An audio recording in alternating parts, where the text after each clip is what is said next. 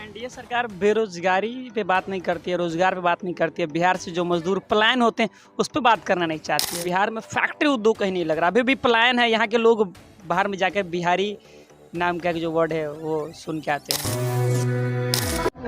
नमस्कार, आप 10 सीतामढ़ी देख रहे हैं। अक्सर इस वक्त हम भाजपा कार्यालय में भाजपा अपने 11 वर्षों के फल को दिखा रही है। भाजपा 11 वर्षों में क्या कुछ उपलब्धि रही, और आज भाजपा कार्यालय में प्रेस वार्ता की गई। हमारे साथ नगर विधायक मिथिलेश कुमार है। सर से जानना चाहेंगे कि 11 वर्षों के कार्यकाल में भारतवर्ष में क्या कुछ बदलाव रहा, कैसे हैं सर? 11 वर्ष बेमिसाल, ये हम लोग ने नारों में इसको पिरोया है, परंतु ये जो 11 वर्ष है, इस 11 वर्ष में विकास के साथ साथ भारत की जो मृत्युशैया पे परी संस्कृति थी, उस संस्कृति को जीवंतता मिली है। इस 11 वर्ष में ईस्ट वेस्ट कॉरिडोर का सपना पूरा हुआ। इस 11 वर्ष में भारत के सेना की सशक्तता विश्व में अव्वल रही। इस 11 वर्ष में हर घर गांव गली कूचे तक सड़कें गई। इस 11 वर्ष में तमाम गरीबों को जन कल्याणकारी योजनाओं का लाभ मिला। इस 11 वर्ष में कश्मीर से कन्याकुमारी तक एक भारत श्रेष्ठ भारत के रूप में हमने भारतीय संस्कृति को पिरोया। इस 11 वर्ष में राम जानकी पथ जो सीतामढ़ी से होकर गुजरेगी, राम सीता अयोध्या मिथिला की संस्कृति, भारत नेपाल के रोटी बेटी की संबंध की संस्कृति, इस 11 वर्ष में धरातल पे उतारने का, अपने सांस्कृतिक विरासत को फिर से पुनर्जीवित करने का प्रयास एनडीए का सरकार कर रही है। काम अनगिनत हैं। काम के क्षेत्र में एनडीए की सरकार ने संपूर्ण विश्व में अपना डंका बजाया। एनडीए सरकार बेरोजगारी पे बात नहीं करती है, रोजगार पे बात नहीं करती है। बिहार से जो मजदूर पलायन होते हैं उस पर बात करना नहीं चाहती है, क्यों? आप बात करिए, पूछना क्या चाहते हैं बताइए। ट्रेनें यहाँ से बाहर के लिए जा रही है ना? जैसे कि अभी बीपीएससी भर्ती हुआ, शिक्षक आ रहे हैं, यूपी के टीचर हमारे बिहार में आ रहे हैं, यहाँ पढ़ा रहे हैं, है ना?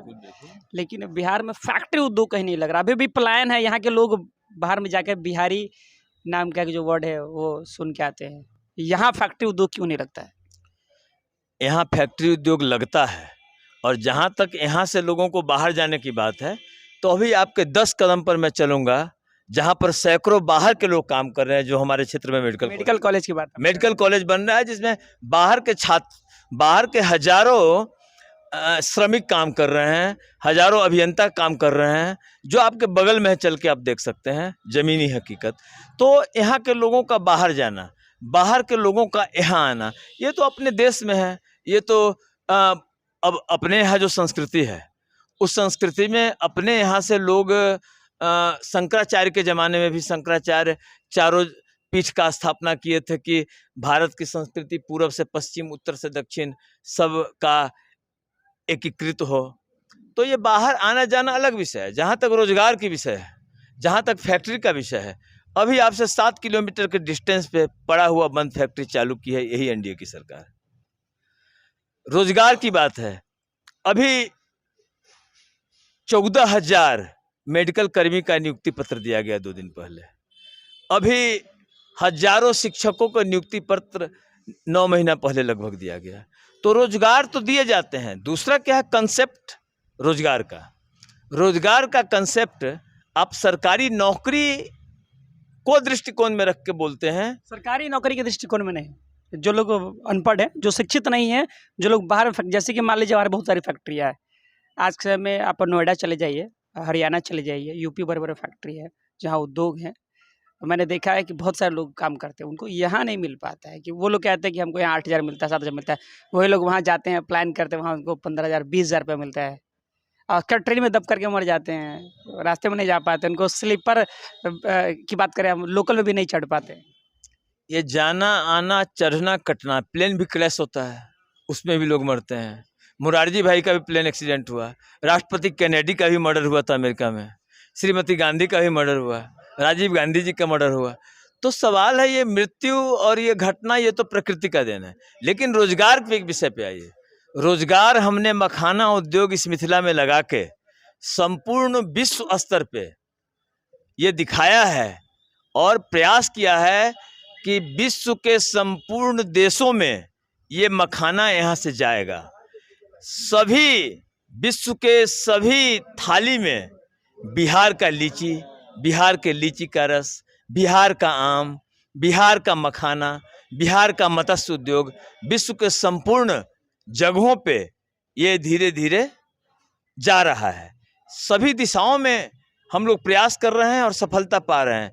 अब सवाल ये है कि बरसों बरस तक जिस सरकार ने जिस व्यवस्था को चौपट कर रखा था, उसको तो थोड़ा सा सुदृढ़ होने में, पूर्ण विकसित होने में, विकसित तो हो ही गया, पूर्ण विकसित होने में थोड़ा सा समय तो चाहिए। लेकिन ये तो आपको मानना पड़ेगा, जब से बिहार में एनडीए की सरकार बनी और हमारे 11 वर्ष में जो लगातार एनडीए की सरकार केंद्र में है, तो विकास का पथ रुक नहीं रहा है, और वो भी तीव्र गति से। अटल जी की सरकार बनी थी, उसमें भी हमने स्वाभिमानी फैसला लिया था पोखरण परीक्षण करके।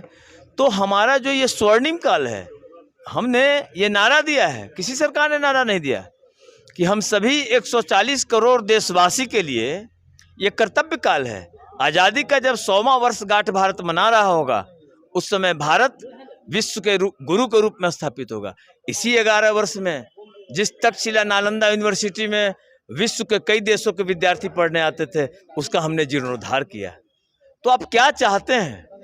ये तो विरोधी कुछ कुछ बोलते हैं, लेकिन जब वो आंकड़ा उठाएंगे और ठीक से पढ़ेंगे तो विरोधी भी कहेंगे कि धन्यवाद मोदी जी, धन्यवाद मोदी जी, धन्यवाद एनडीए सरकार।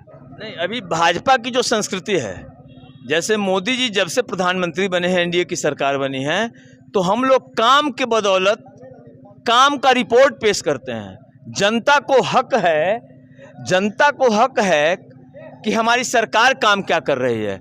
उसी भाजपा के कार्यकर्ता के नाते एक अदना सा आपका कार्यकर्ता सीतामढ़ी का, अब ये नगर विधायक मिथिलेश कुमार का रिपोर्ट है, अदना सा कार्यकर्ता मिथिलेश कुमार का जो काम है वह भी जनता के बीच में रख रहे हैं।